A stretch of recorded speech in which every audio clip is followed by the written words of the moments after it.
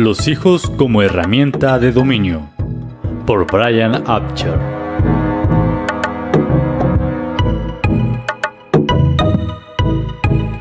Dios creó al hombre para el dominio. Lo creó para actuar como representante de Dios, su vicegobernante, su vicerregente, sobre la creación, gobernándolo y dirigiéndolo para la gloria de Dios. El huerto en Edén fue un proyecto piloto, iniciado por Dios, pero que luego le fue confiado al hombre para que lo labrara y lo guardase. A medida que la familia de Adán crecía, tarde o temprano tendrían que mudarse, saliendo así del huerto, extendiendo su belleza, armonía y orden hacia el resto de la tierra. Incluso el pecado de Adán puede ser visto como un esfuerzo por ejercer dominio, aunque por medios impíos. En su propio tiempo, Dios mismo habría entrenado a Adán para que conociera el bien y el mal. Pero tal conocimiento sería el resultado de la propia labor de Adán, probándose a sí mismo por medio de la labor diligente y el servicio fiel.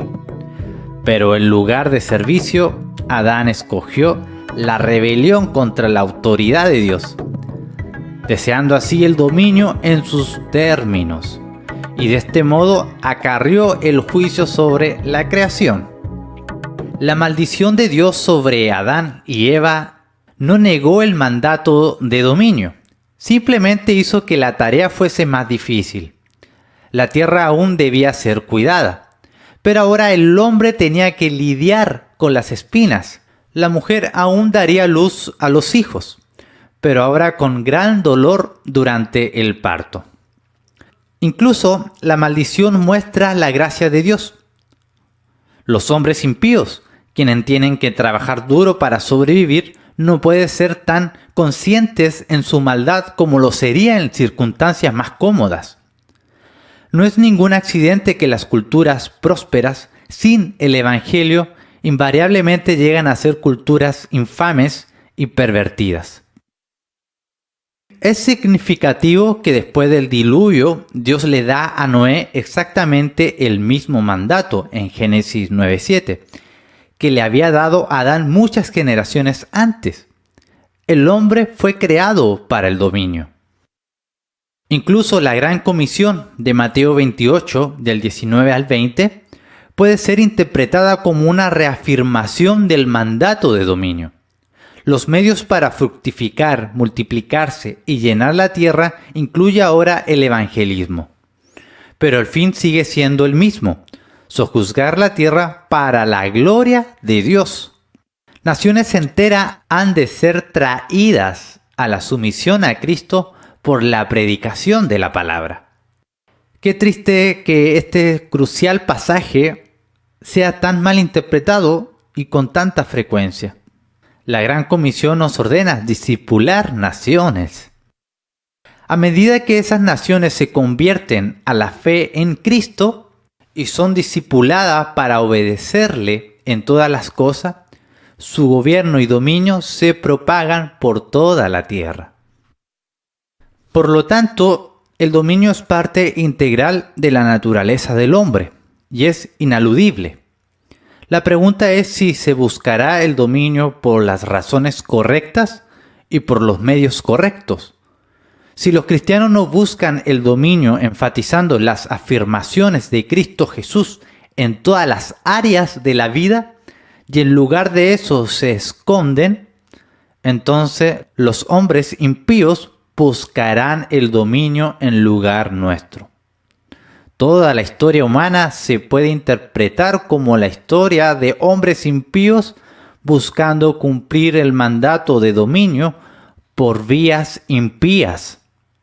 Las guerras, las conquistas, la esclavitud, las tiranías políticas, económicas y sociales son todos los intentos realizados por los hombres impíos para ejercer dominio sobre otros de manera ilegítima. Y como el pecado siempre produce muerte, el dominio impío invariablemente conduce al desastre. Deuteronomio 28:1, Romanos 1:20. Cuando los cristianos dejan de ejercer un dominio piadoso, simplemente crean un vacío que los hombres impíos van a llenar con su maldad. No permitamos que haya aquí malos entendidos. Los hombres impíos no edifican sociedades libres, prósperas o seguras. Inevitablemente, cuando los impíos toman el dominio, el hombre promedio pierde su riqueza, su familia y su libertad. Romanos 1:20. Muchos cristianos le temen a la palabra dominio, porque hemos sido tan influenciados por el humanismo, que entendemos la palabra únicamente en términos humanistas. Para el impío, dominio equivale a fuerza, una imposición de poder, emanada desde arriba, sobre otro en contra de su voluntad. De allí que muchos cristianos piensan que ejercer dominio quiere decir revolución, esfuerzos violentos por conseguir el poder político o gobiernos opresivos. Puesto que rechazan tajantemente tales conceptos, también rechazan cualquier tipo de dominio, y como resultado se esconden en las áreas de la vida personales y subjetivas, dejando que el mundo literalmente se vaya al infierno. Pero el dominio piadoso se logra a través de medios piadosos. No predicamos la violencia o la revolución porque la revolución es, por su misma definición, contraria al Evangelio. Adán fue el primer revolucionario cuando se rebeló contra la ley de Dios. Comer del fruto prohibido fue un intento por conseguir conocimiento, poder y dominio por medio de un acto revolucionario, en lugar de adquirir dominio a través del servicio fiel. El dominio cristiano, por el contrario, debe resultar a partir de principios bíblicos. Marcos 10:45 es claro. El poder llega a aquellos que sirven. A los cristianos se les dará dominio cuando demostremos que somos capaces de administrarlo. Adquirimos dominio siendo fieles en las cosas pequeñas, y luego Dios nos otorgará dominio sobre las cosas grandes. Mateo 25:21. Por lo tanto, no existe reparaciones rápidas. No hay ninguna bala de plata que haya de resolver todos nuestros problemas sociales y darnos dominio de la noche a la mañana. Los intentos por encontrar una de estas respuestas milagrosas, como la de elegir un presidente cristiano, entre comillas, son inherentemente contraproducentes, pues generalmente involucra ya sea la revolución o la tiranía. ¿Cómo podría incluso un presidente cristiano, entre comillas, hacer valer la ley de Dios si la gente del pueblo es rebelde? Dios es soberano. Él y solo Él gobierna el cielo y la tierra. Por lo tanto, si hay perversidad y corrupción en las altas esferas, reemplazar simplemente la cepa actual de políticos no va a resolver el problema porque fue la gente perversa quien los eligió desde el principio. En tanto que la población sea perversa, escogerán hombres perversos para gobernar sobre ellos. Los cristianos permitieron que la maldad creciera y floreciera al rehusarse a ejercer dominio de manera apropiada, y ahora simplemente estamos cosechando los resultados. Por lo tanto, para resolver el problema se requerirá una transformación masiva del carácter del pueblo. La transformación del carácter inicia con la familia cristiana. Como Rushdoony señala, la familia es la primera escuela, la primera iglesia y el primer estado del niño. Es en el contexto de la familia que aprendemos las habilidades básicas que eventualmente conducirán al dominio social, político y económico. En el hogar aprendemos diligencia, disciplina, trabajo duro, responsabilidad, moralidad y carácter piadoso. Las escrituras son claras de que si un hombre no puede administrar su propio hogar, entonces no puede administrar la casa de Dios. 1 Timoteo 5:5. Si no puede administrar la iglesia, entonces ciertamente no puede administrar el Estado. De modo que el punto de partida de una verdadera restauración de la civilización cristiana comienza con aprender cómo dirigir nuestras familias apropiadamente. Una vez que hayamos demostrado fidelidad en este punto, entonces podemos esperar que Dios nos otorgue mayor responsabilidad en la sociedad en general. Por ende, la clave para la reforma nacional se encuentra en el medio bíblico del mandato de dominio. Hemos de ser fructíferos y multiplicarnos, llenar la tierra y sojuzgarla. Por favor, note aquí la secuencia.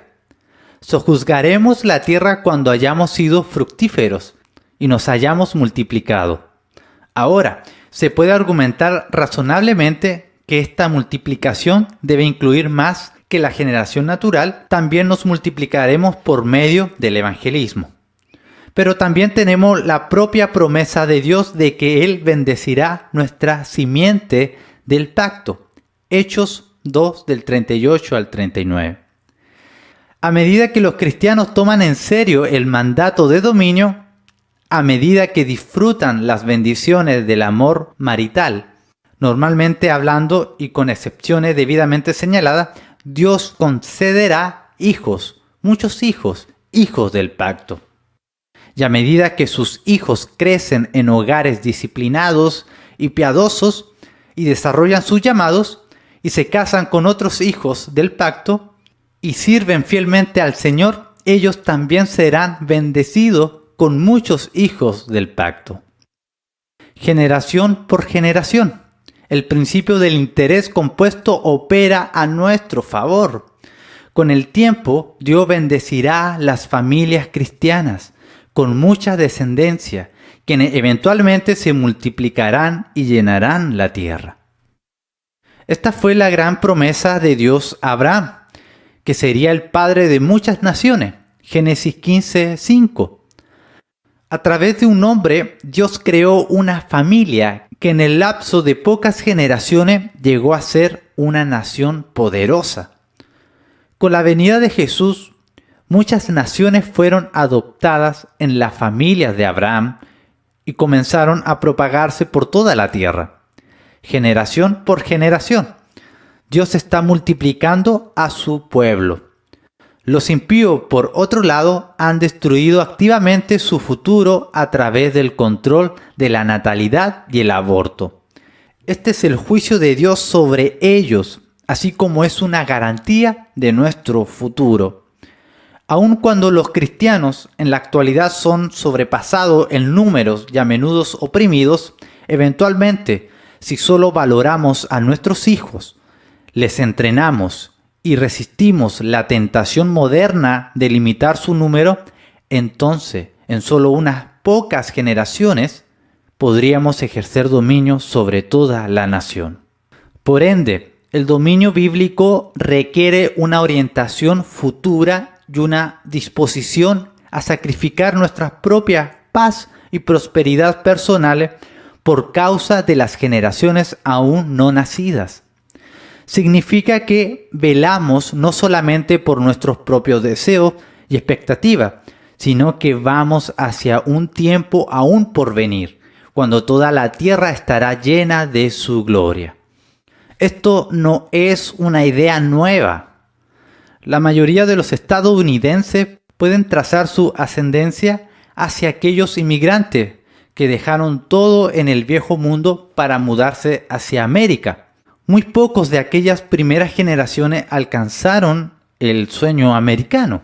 Con frecuencia, sus condiciones de vida fueron inicialmente peores que las que habían dejado mientras forjaban una nueva vida en el desierto. Pero nuestros ancestros se mudaron aquí no solo por su propia comodidad personal, sino también debido a su compromiso con sus futuros hijos, nietos y tataranietos. Lo sacrificaron todo para darle a su posteridad un futuro y una esperanza. Y debido a ese sacrificio, sus hijos edificaron sobre la obra de sus padres, la nación más libre, próspera y piadosa de la historia. Si queremos recuperar lo que hemos perdido, debemos reclamar primero la dedicación de nuestros ancestros y su visión del dominio piadoso. Nuestros hijos son nuestra saeta hacia el futuro. Salmo 127:1. Por medio de ellos tenemos la habilidad de impactar, influenciar la dirección de la cultura por los siguientes 1000 años. Sí, significa sacrificio personal y quizás incluso un estándar más bajo de vida que la familia promedio.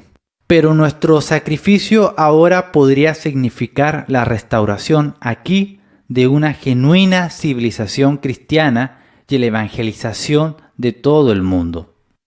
Por supuesto que esto requiere que tengamos una visión diferente de la familia, de la que comúnmente se tiene incluso en los círculos evangélicos cristianos más amplios.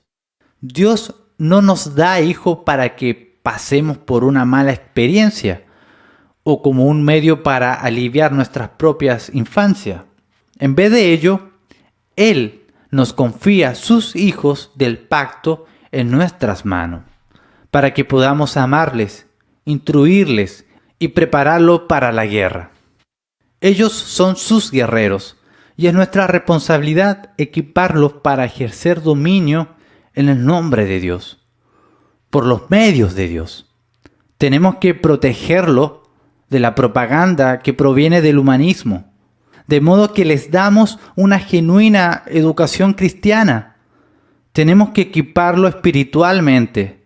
Tenemos que prepararlos para su llamado, ayudarles a encontrar cónyuges piadosos, proveerles modelos bíblicos y piadosos de masculinidad y feminidad. Pero más importante aún, debemos darle una orientación futura. No vivimos solo para nosotros mismos, sino para las miles de generaciones aún no nacidas. No podemos evadir el mandato de dominio. Si no preparamos a nuestros hijos para el dominio, los humanistas, los que odian a Dios y los idólatras, ejercerán dominio en nuestro lugar. Aquellos que odian a Dios seguirán rebelándose contra Él y acarrearán su juicio sobre sus cabezas, y la sociedad se hará más malvada, más corrupta y perversa. Y en gran medida serán nuestra falta. Las generaciones que vendrán mirarán ya sea hacia atrás, hacia nuestra época, y levantará y bendecirá nuestro compromiso con el dominio, o nos maldecirá por lo que pudimos haber hecho, pero no hicimos. Nuestros hijos son los medios que Dios nos ha dado para ejercer victoria y dominio en la tierra. Debemos pedirle a Dios que nos conceda mucho de ellos. Debemos amarlos, debemos entrenarlos y debemos prepararlos para el dominio.